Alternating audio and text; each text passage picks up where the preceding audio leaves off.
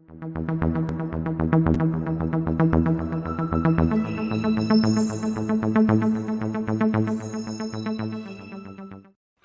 everyone, Will Brink here, brinkzone.com. Today I want to do a review of the Sigberg SBS.1 active speakers and the Inkognito sub. So after the show we did, which those of you who have not seen it, I'll link it below. But the owner of Sigberg Audio and I had a show where we talked about the pros and cons of active speakers in general, and then we talked about the specs and design approach and so forth of his active speakers. And after that, he was nice enough to send me a pair of the actives and the matching sub to listen to and review. So I got to live with those for a couple of weeks, so more than enough time to really get a good sense.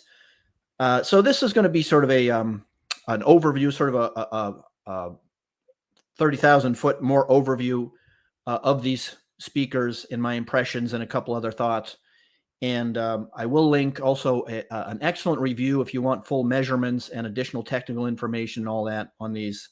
There was a Audioholics did a really nice full review, like I say, with full measurements and additional tech talk and all that, which I will link below for people who want more. So I think I'm going to try to do as a I would say not a professional audio reviewer, just a audio enthusiast, audiophile.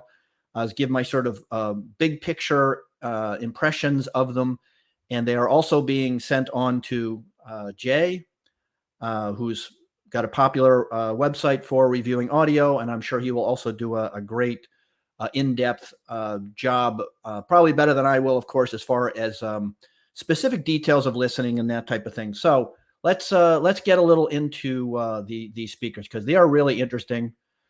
So that is the Sigberg SBS1 active, and I'll put a picture up of the sub in a minute.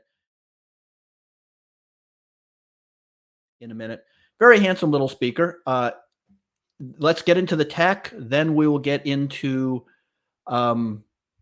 the associated gear that I use to listen to it, and then we will talk about the sound.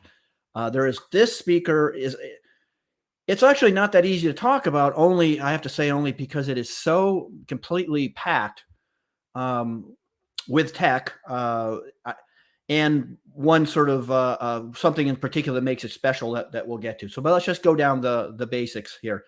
So it's an active speaker, obviously. It is a 2.5 coaxial point source design. So for those who aren't aware of coaxial design, basically the tweeter and the mid driver are in the same driver, but they are separate. They are driving being driven by separate moving magnets and so forth. And of course, what that potentially gives you is no time delay or disconnect from the tweeter and the mid driver being not being separate in distance from each other, top to bottom, left to right, whatever.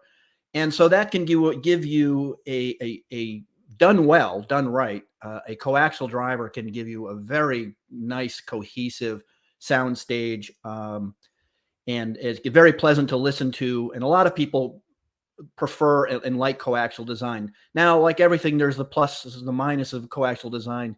One of the major drawbacks to coaxial designs traditionally has been their power handling capacity, because there's only so much room in there, and you can only get magnets so big and so forth, and so much movement of the cones in and out and stuff.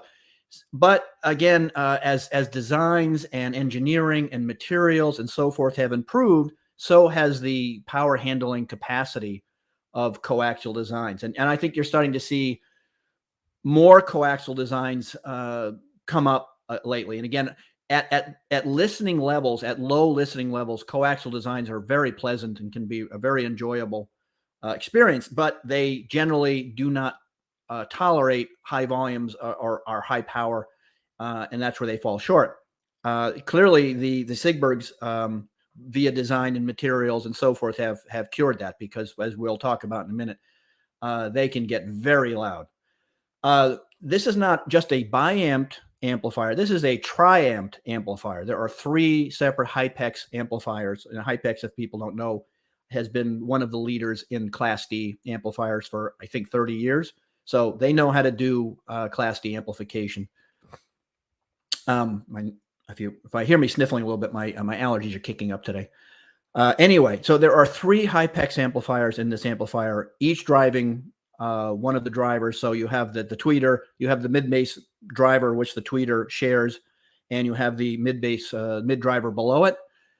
It's putting out a total of 350 watts. So obviously you will not going to run out of power in those little boxes.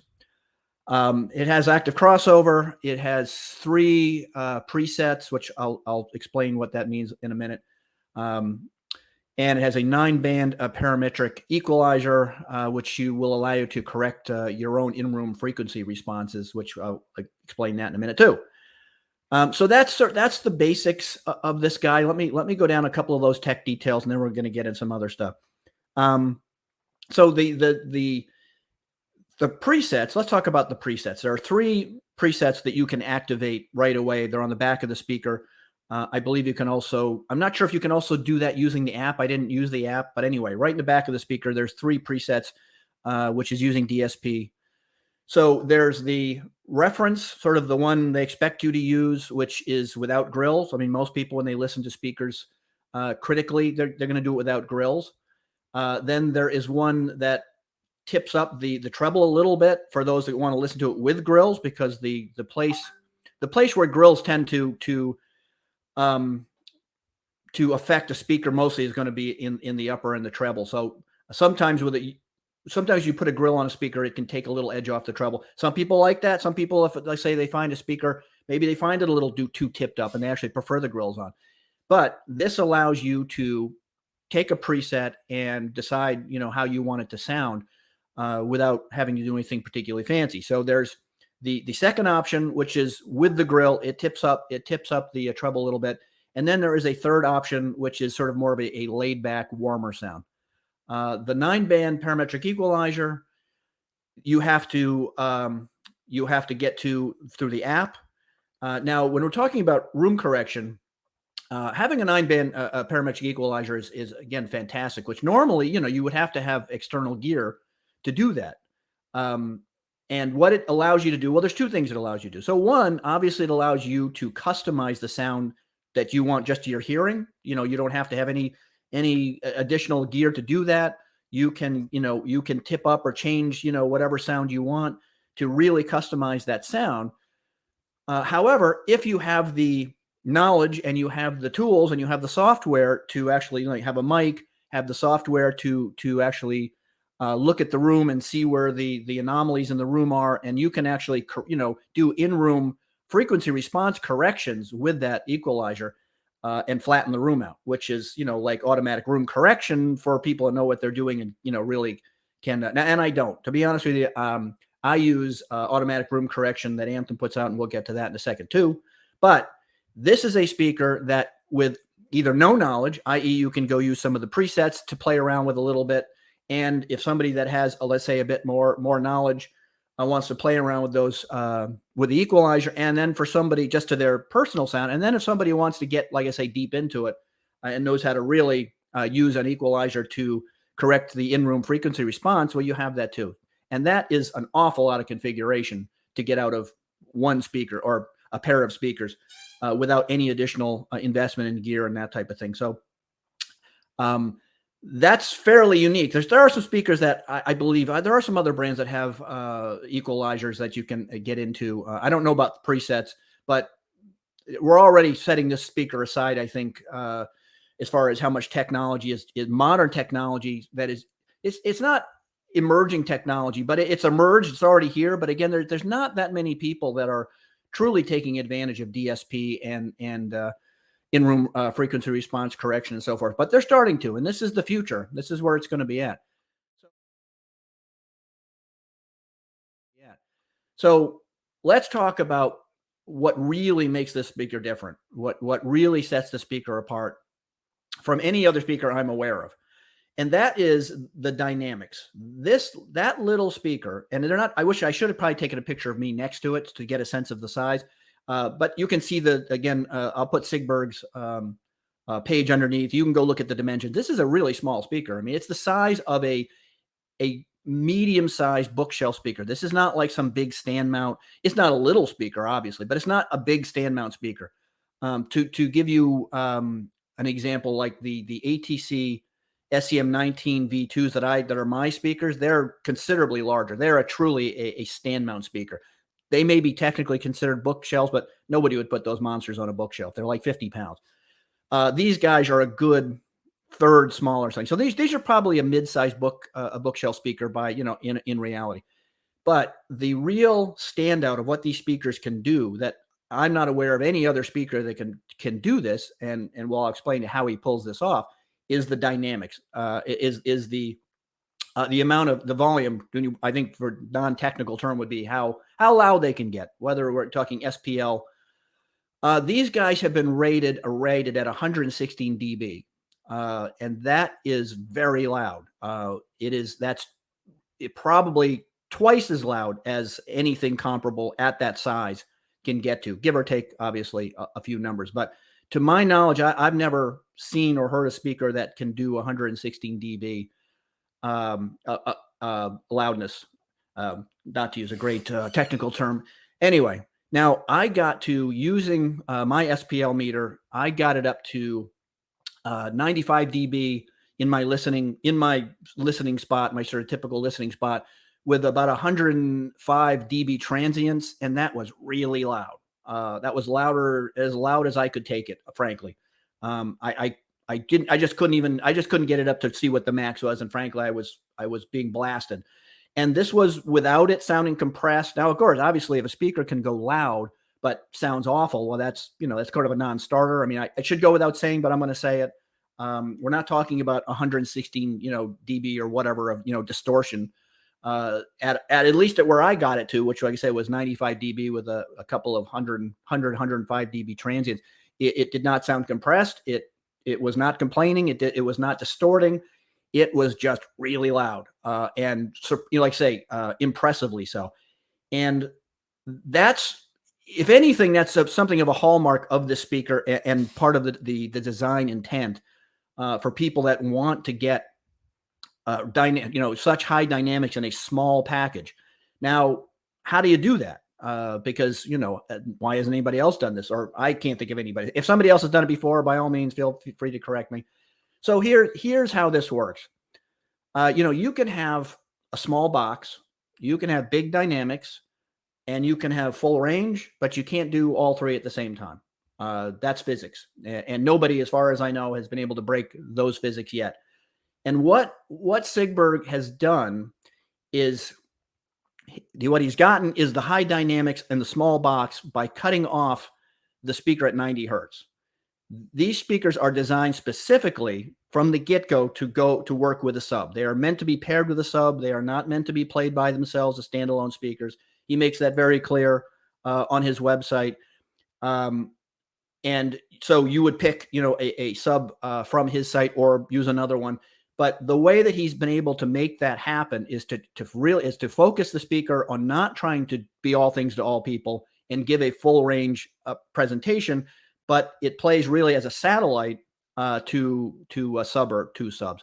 And that's how he's able to make that work. Now, and there's more to obviously a lot more to it. I'm just giving you the basic stuff. Again, you can get a lot more details. A lot of engineering and a lot of time and a lot of testing went into this speaker. And you can tell when you're listening to it and when you see it. I mean, when you see how well the quality of the box and the build and the fit and finish of it, you can tell somebody put a lot of effort and pride into this guy. So that's how he does it. Now, so what that does is allows these little speakers to focus obviously on the mid bass and above, and let the sub do completely what subs are supposed to do. And of course, I don't want to say most, but let's say many people that buy good quality, higher end bookshelf speakers that will usually add a sub or two. And certainly anybody that wants a full range sound who owns bookshelf speakers, stand mount speakers, will add a sub, because you're not going to get full range sound from them.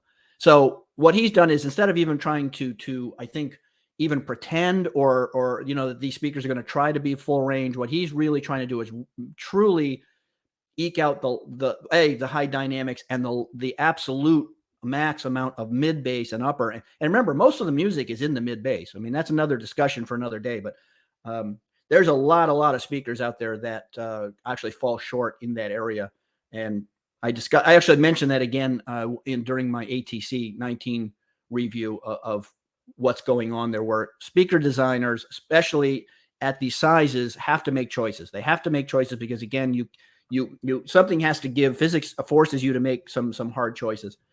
I said to him actually on the show, I said this was a smart but dangerous design choice that he made, because they're clearly not for everybody.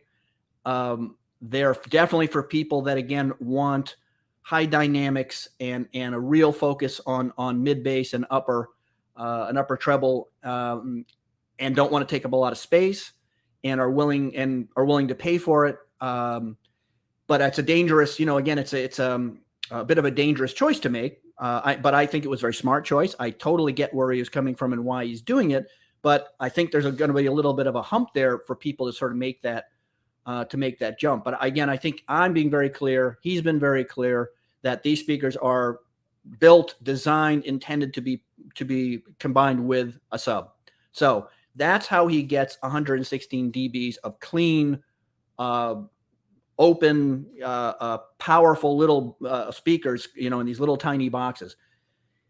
Again, I think, again, you got to give credit where credit is due, because there's not a lot of innovation going on in the audio world, and so when there is innovation and it pays off, I think, you really got to give credit where it's due there. I think that's really important. So let's go to associated gear of what I was using to listen to these guys, and then I will give you my sound impressions. So my associated gear was my Anthem STR, which has automatic room correction via Arc Genesis. I just did a video on that, which I think, again, people should be aware of room correction. That's a whole other topic. However, as I mentioned, if one has the knowledge to do it, you can actually do room correction with these speakers. So what I was using as was my Anthem STR. Now, the Anthem STR is an integrated amplifier, obviously has its own power. So what I was using was the source out, the RCA outs from the from the Anthem. It has an excellent preamp section. So I obviously bypassed the amplification section and used the RCA out to these speakers. That was really the only choice I had for these as far as that particular input. But that was the only way I could do it. I have another preamp I could have used, but I wanted to be able to use the Arc Genesis in the Anthem, because, again, I felt it would be more apples to apples as to how I listen to the room, and I just think it does a lot for a room. So I used the out on the Anthem. The source was my Mano Ultra MK2 music streamer, going as a balanced input to the DAC at the Anthem. The music was coming from Qbuzz and Rune as the main source. I'm mostly a streamer guy these days. I'd say 80-20 streamer to CDs, and I did play some CDs.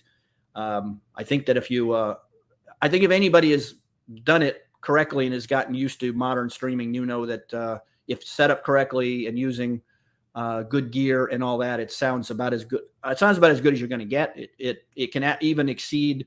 It's certainly as good as, and sometimes better than my CD player, because it's above. A lot of stuff the streaming is well above CD quality. I don't know if people realize that. So that's the associated gear I used.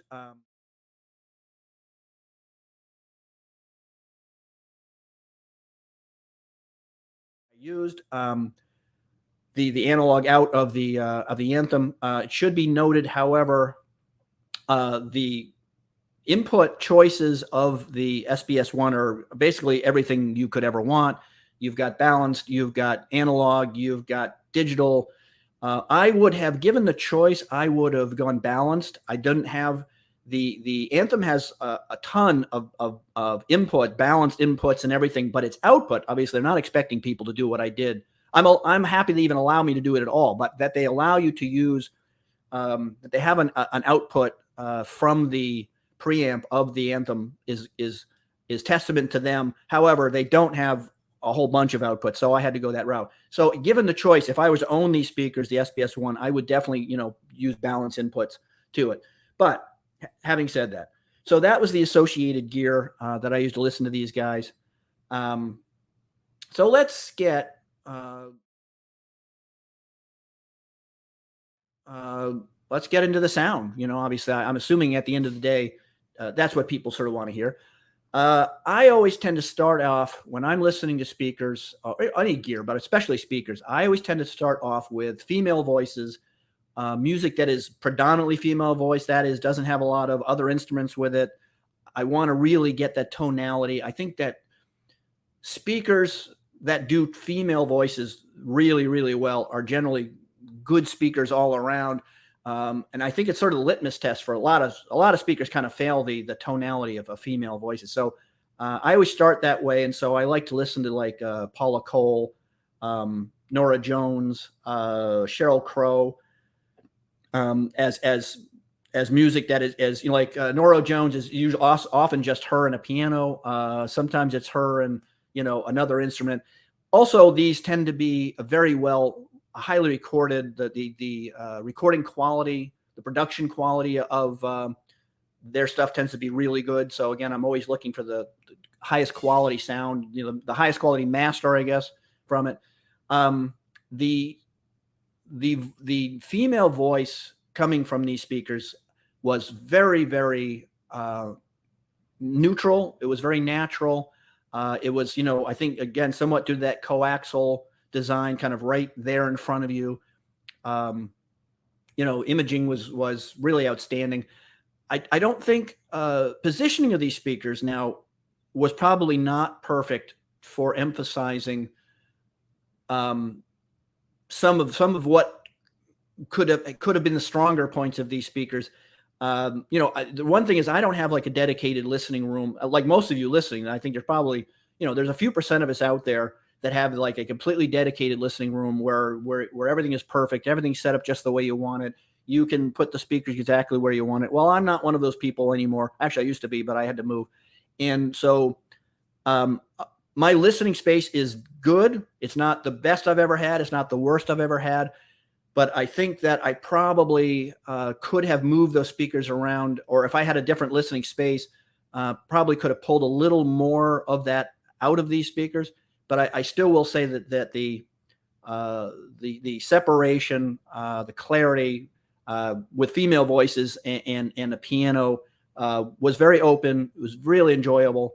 And that was after I don't know if I mentioned this now, but I listened to them a little bit before I ran the Arc Genesis room correction, and then mostly after. And like I say, as expected, the room correction does wonders for flattening out the room and really helps bring out those mids and doesn't let the bass overwhelm your ears and such.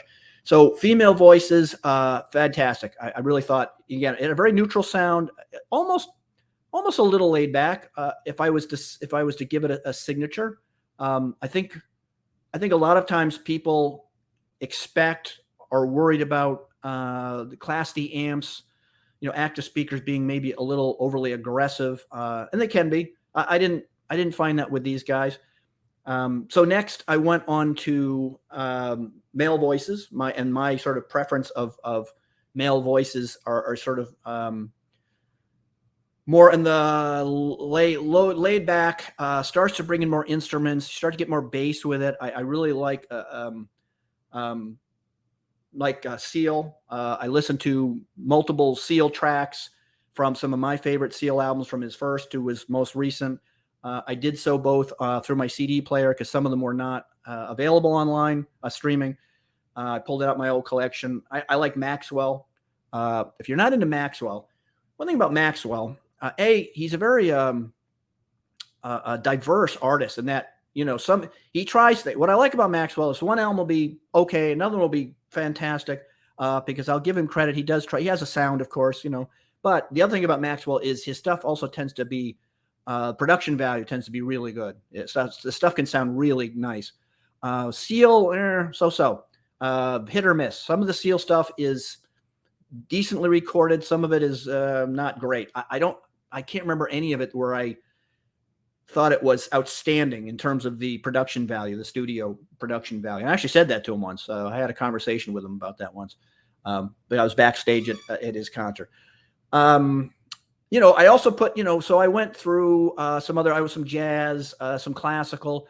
I didn't play. I played some older rock. I played some Hendrix, which, again, the recording quality was not great. I played some Stones. I didn't play any modern rock, but I have to say, I don't listen to a lot of rock and roll anymore, but I mostly played it again to see how these guys did at the dynamics. Again, I think a lot of speakers, of course, can play well at a certain listening volume and with certain music, and they don't do so well with other types of music. And these guys, because of their power capacity and their focus on mid bass and allowing the sub to do its thing, and we'll get to the sub in a minute. Again, you can really turn these things up and get very high listening volumes, SPL levels, above, I think, really what anybody other than a teenage kid or something may feel comfortable. Because honestly, like I say, at 95 dBs, I was pretty much maxed out. So the configuration, configurability, I guess, what I want to say of these speakers, I think is such a strong point of them, because you have almost everything you need housed literally in those boxes. You to get up and listening to music with these speakers, you literally have to have nothing but a source of music, a streamer, and something with a volume knob on it, and that's it. You're playing music. Now, for some people, that is really an attractive idea. I do think, again, in our sort of modern world where people have less space, they may again want less boxes.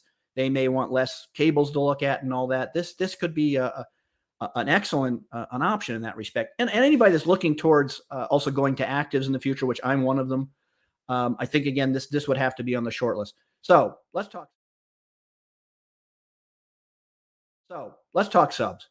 Okay, so he's also sent with me his Inkognito sub. His Inkognito sub, I'll put up some unboxing pictures at some point here, but you have to go take a look at them. They're a really smart idea in that they're obviously meant to pair with these speakers, not just sonically, but size-wise. They're flat. They're probably only about, let's see, like 5-6 inches wide, something like that.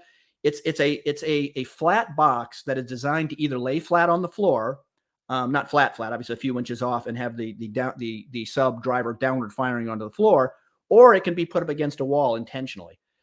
And so they're obviously designed, again, for people that want a real bass, real subwoofer, not some little tinny thing, that are looking to save space. And so with the Inkognito sub, and he's got two of them. I think he's got a 10-inch and a 12-inch. You could hide it under a couch. You could hide it behind a couch. You could hide it, all kinds of places.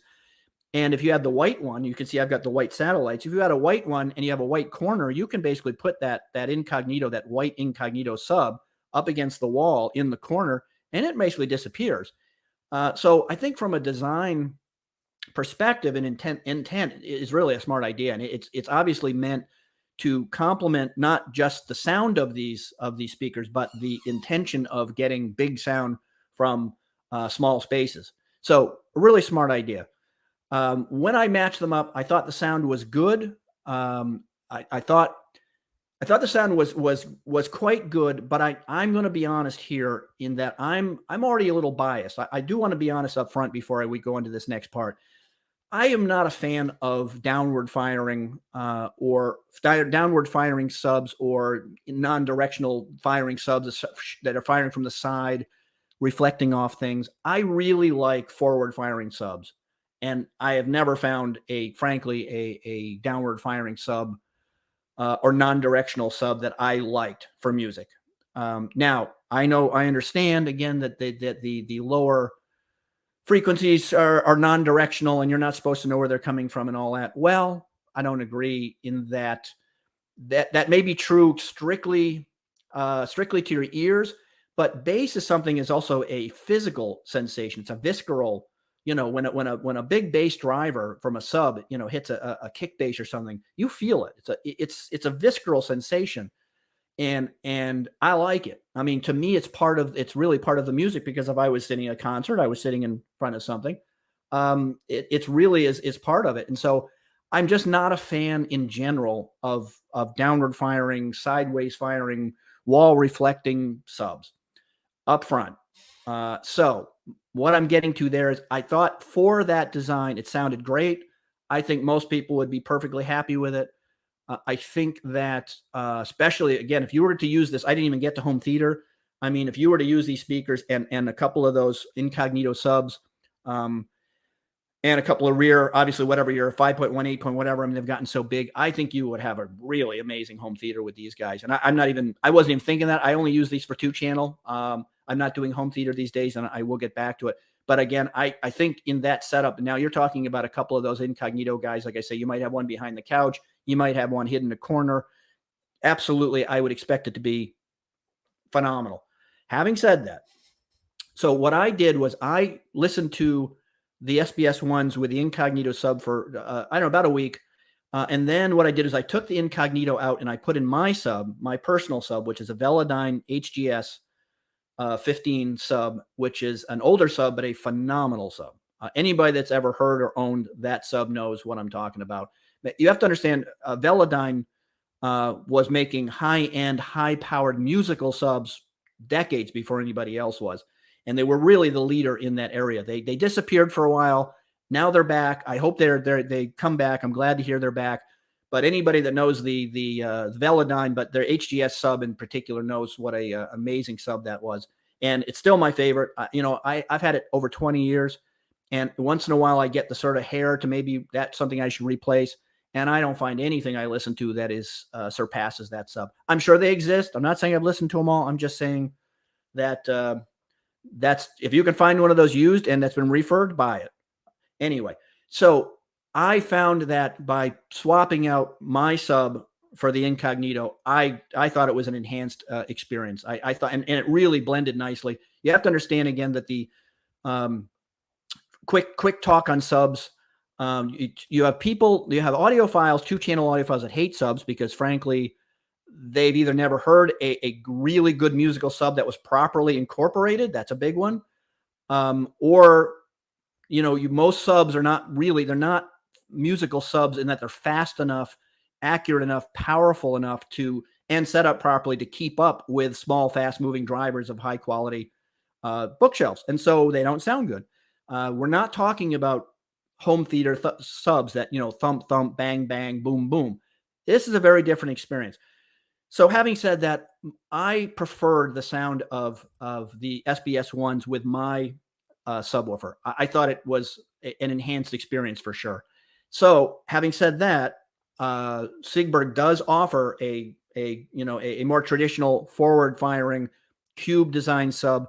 I'd like to hear that. I bet you it sounds really good. It's not inexpensive, but like everything he's built, it is obviously way overbuilt and plenty of power and all that. Now, of course, you don't have to use any of his subs. There are other great brands out there that you can pair with the SBS ones.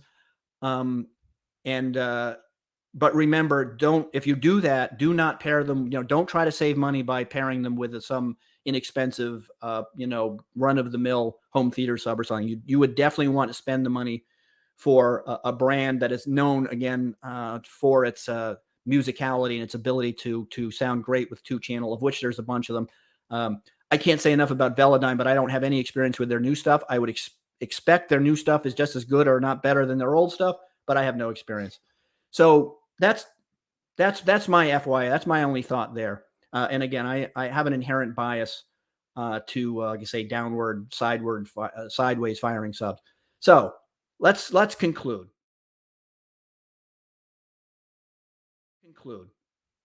Who is this system for? I think so. This system is really for those who want a very dynamic sound from very small boxes without a lot of extra gear and cables, possibly. And basically all one needs is a good quality source, whether that's streaming or however you want to go about it. And you're good to go. I mean, your amplification, your in-room correction, your active processing, signal processing is in the box. I can't. It's so configurable. I don't think there's anybody that could own these speakers that wouldn't be able to configure them to the sound they want. I think you probably never run out of being able to, like say, work with these speakers to get that sound that you want. I never even went into the parametric equalizer, honestly. Again, between the presets, that I should mention those a little bit, that I did play with those between the presets and then my using automatic room correction via the Arc Genesis. I didn't see any real reason to go into the equalizer, which goes through the app. Presets. Let me just back up a little bit. So I actually ended up liking the second preset that actually tipped up the treble a little bit, which was intended for people listening grills on. But I actually liked the second preset without the grills on, which kind of add a little more sparkle, a little more upper end to the treble. Now, that might be that, frankly, that maybe my hearing is not what it once was. And of course, if you're going to do that, you run the risk of it maybe getting a little harsh with certain tracks. And I did find that on some tracks, that preset could get a little bright. But again, that's again me, or that's the person that finds that preset that they like, that works for them. But I just want to say I did play with the presets. I didn't actually play with the one that's sort of made to make it sound warmer. I don't like warm speakers. I like speakers that I really strive for clarity, short of being too bright. I like forward speakers. These are not really that forward. They're actually, again, I think they're fairly neutral. I tend to actually like sort of a forward, very clear, out there open speaker. So just FYI, you have a lot of configurations here that you would be able to definitely find what makes you happy. I would, if you have the room, my advice would be to use the standard, the speaker that he sells, or somebody else's. If you do not have the room and you need to or want to hide a legit musical subwoofer, then the Incognitos would definitely be a good choice. So that is my review. I hope you guys like it. Subscribe and like and all that. I will link a bunch of good stuff below for those that, like say, want more details. You want actual measurements as they were taken, like I say, by Audioholics, and there will be Jay will be reviewing these guys in the near future. So hope that all helps. If you have any questions, comments, and all that, leave them below, and I'll see you guys on the Brink Zone.